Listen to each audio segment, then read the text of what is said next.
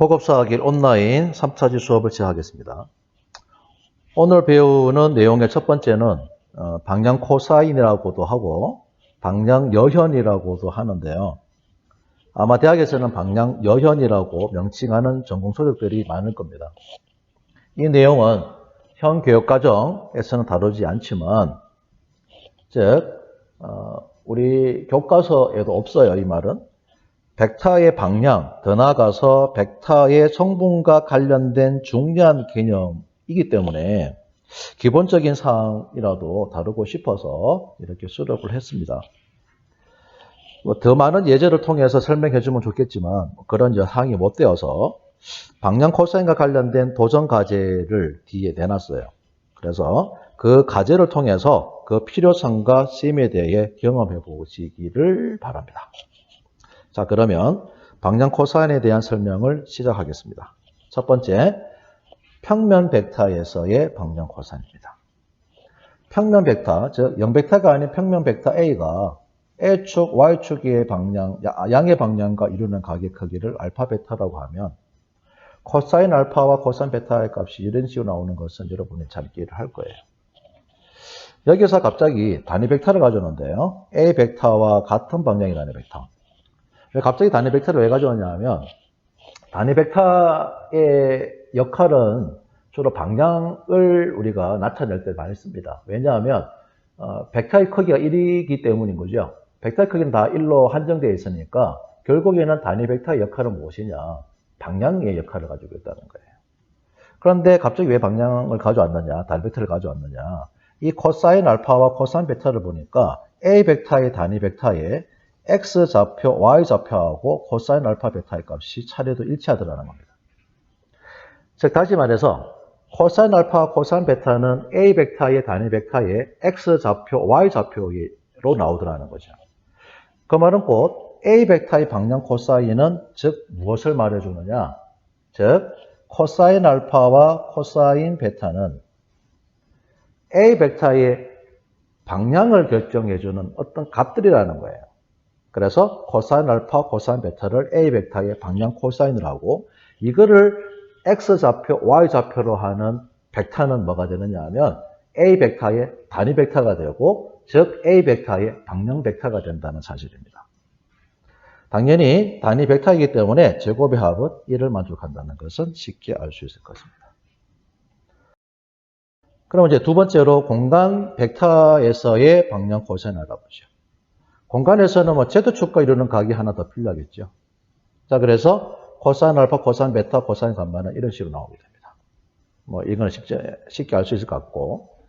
결국에는 이 코사인 알파, 코사인 베타, 코사인 감마의 값은 결국에는 A 벡터의 단위 벡터에 X좌표, Y좌표, Z좌표의 역할하고 똑같더라는 겁니다.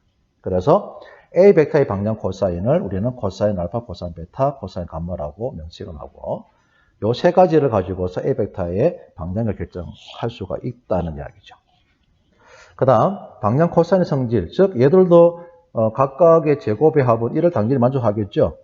단위 벡터이기 때문에 그래서 요 제곱의 합은 1을 만족합니다. 그리고 코사인 알파, 코사인 베타, 코사인 감마는 A1, A2, A3하고 B가 같은 값이에요. 그래서 A 벡터의 단위 벡터의 각각의 성분의 B는 어차피 코사인 알파, 코사인 베타, 코사인 감마의 B하고 동일하게 됩니다.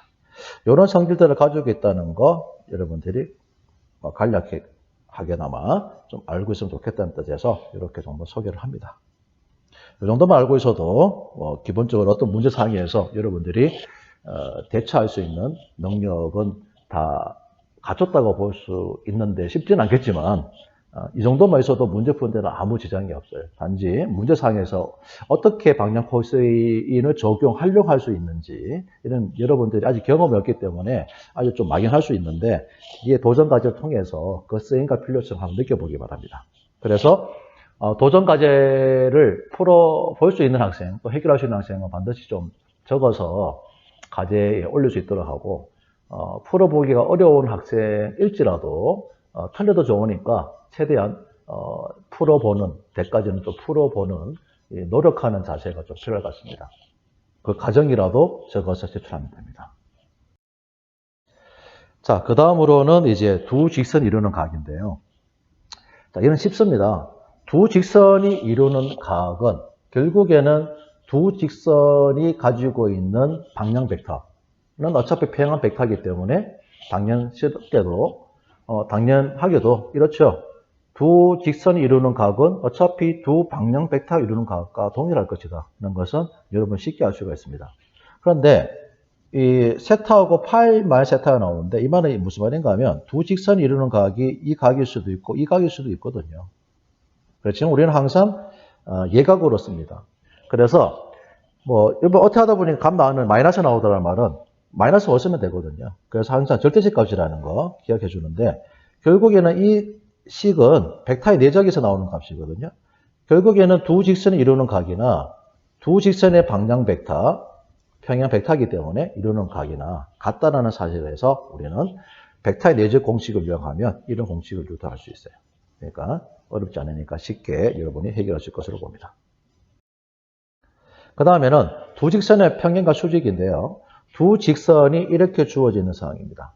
한번 읽어보면 L1 직선은 A1, A2, A3에 평행하면서 X1, Y1, Z1을 지나는 직선이라는 뜻이고요. L2는 B1, B2, B3를 각각의 성분으로 하는 벡터에 평행하면서 X2, Y2, Z2를 지나는 직선이라는 뜻인 것 같아요.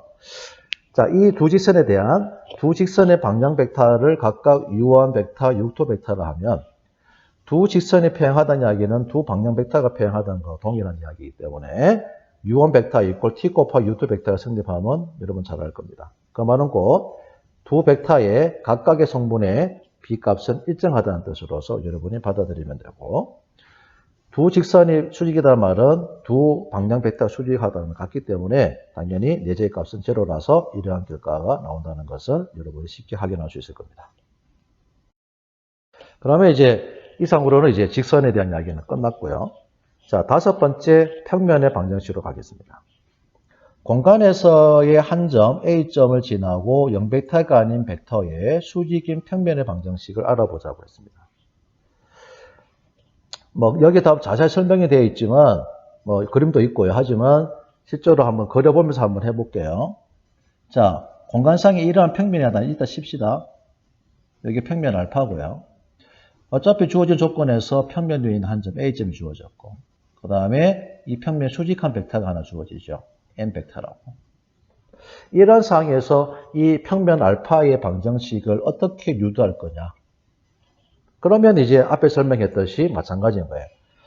공간에서의 도형의 방정식은 점 P의 자취의 방정식 가정하고 동일합니다. 그래서 평면상에 있는 점 P를 하나 잡아요. 그리고 이 점 P가 이 평면 위의 어떠한 점에 위치하더라도 성립하는 조건을 찾으면 됩니다. 그거를 제 벡터 방정식으로 표현하고 그 벡터 방정식에다가 각 벡터의 성분을 대입하게 되면 여러분 잘 알고 있는 동의 방정식 일반형이 유도되겠죠. 그러면 변화된 성질은 뭐가 있을까요? 보니까 누가 봐도 자명하게 이런 사실을 쉽게 찾을 수 있을 겁니다. AP 벡터와 M 벡터는 수직이죠. 이 사실은 여러분들이 기하 시간에 배웠는 공간 도형의 성질인 거죠. 공간상에서 직선이 어떤 평면에 수직하다는 것은 평면상에 있는 모든 직선과도 수직이다라는 사실 때문인 거죠.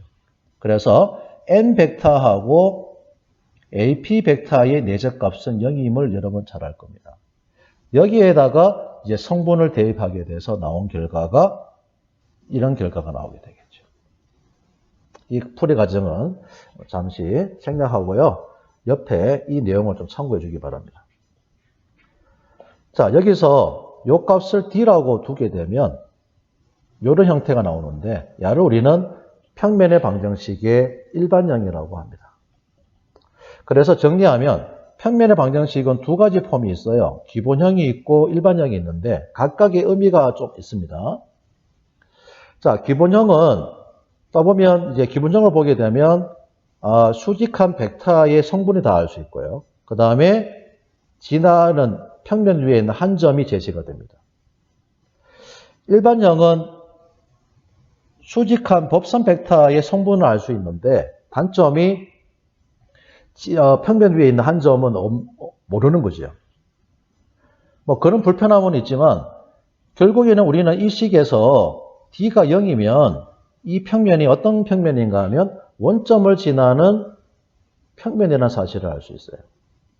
그러니까 수식적인 표현상으로는 일반형이 편할 것이고 그 다음에 D가 0이냐 아니냐에 따라서 원점을 지나는 안 지나느냐 여러 가지 우리가 확인할 수 있으니까 이러한 편리함을 가진다는 점에서는 장점일 것이고 기본형의 장점은 수식 표현상으로 좀 불편하지만 평면 위에 있는 한 점과 법선 벡터의 성분을 다 알 수 있다는 점에서 장점을 가지고 있습니다. 그래서 기본형, 일반형 자유롭게 여러분들이 써주면 좋겠습니다. 그 다음에는 평면의 방정식의 표준형인데요. 해석 표준형을 먼저 한번 살펴보고 갑시다. 해석 표준형, 원점에서 거리가 P이고 단위 벡터가 법선 벡터인 평면의 방정식을 말합니다. 이 평면 방정식은 이렇게 나오는데요. 그러니까 여기서 L, M, N을 보게 되면 이 평면의 수직한 단위 벡터의 성분이 이렇구나 라는 사실을 알고 있고 상수항에 해당되는 이 P값을 본부로서 이 평면과 원점 사이의 거리를 바로 알 수 있다는 점에서 헬스의 표준형이 의미를 가지게 됩니다. 그 유도 과정은 이런데 자 잠깐 이제 그림을 보면서 같이 한번 설명하겠습니다. 자 평면 알파가 있고요. 평면 위에 한 점 H점을 잡습니다. 어떤 점이냐 하면 지금 맨 처음에 이 벡터가 주어졌잖아요. 원점을 지나면서 이 벡터의 연장선을 꺼가지고 평면과 만나는 수선의 발점을 H로 잡은 거예요. 그 다음에 평면 위에 있는 임의 한 점 P점을 잡았습니다. 그래 되면 어차피 야도 뭐 평면 방정식의 일반형이니까 결국에는 점 P의 자체 방정식 구하듯이 하면 되잖아요. 그러니까 점 P가 어떤 위치에 있더라도 변하지 않는 성질은 뭐겠습니까? HP 벡터와 OH 벡터가 항상 뭐하다? 수직하다는 사실이잖아요. 그래서 우리는 OH 벡터하고 HP 벡터의 내적의 값은 0임을 이용해서 방정식 유도할 수 있는 겁니다. 그런데 주어진 조건에서도 L 벡터의 성분을 주어졌어요. 그런데 H점에 대한 성분이 표시가 안 되어 있는데 바로 구할 수 있습니다. 이 두 점 사이 거리가 P라는 사실 때문에 H점의 좌표는 PL, PM, PN인 것은 자명한 사실이죠. 그래서 P점은 X, Y, Z라고 두게 되면 결국에는 이 점들을 이용해서 성분을 이용해서 이 벡터 방정식에 성분을 대입하면 어떤 결과가 나오느냐 뭐 간단히 정리만 할게요. 이런 결론이 나오더라 이 말이에요. 그래서 우리는 이 방정식을 가지고서 우리는 L, N, N의 수직한 평면이면서 원점과의 거리가 P인 평면임을 우리가 알 수 있는 거죠. 뭐 이런 상황에서 해석 표준형이 의미를 가지더라. 이런 사실입니다. 그 다음 좌표 평면에 평행한 평면의 방정식으로 가죠. A점을 지나는 평면의 평면으로 X와 평면에 평행한 평면의 방정식, YZ 평면에 평행한 방정식, Z 평면에 평행한 방정식 이 세 가지는 각각의 방식이 이런 폼으로 나오게 돼요. 자, 이거를 이제 어떻게 왜 이런 형식이 나오느냐는 이제 두 가지 측면에서 한번 설명하겠습니다. 앞에서 배운 평면의 방정식의 기본형을 이용하면 더 쉽게 나올 것 같은데요. 자, 이 평면에 있는 임의 한 점, 임이 아니라 주어진 점을 A점이라고요. 이 점을 A, B, C라고 두겠습니다. 그 다음, 이 평면의 수직한 법선 벡터, 아무거나 하나 가져오세요. 어떤 점 가져도 됩니까?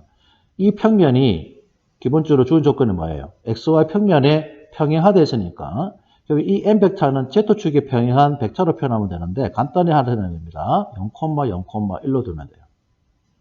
그러면 이 주어진 속간에서 우리 똑같이 점 P의 자체 방정식 구하듯이 하면 되니까 이 평면 위에 점 P를 하나 둡니다. 그럼 이 점을 X, Y, Z라고 두게 되죠. 그러면 뭐 변화진 성질은 뭘까요?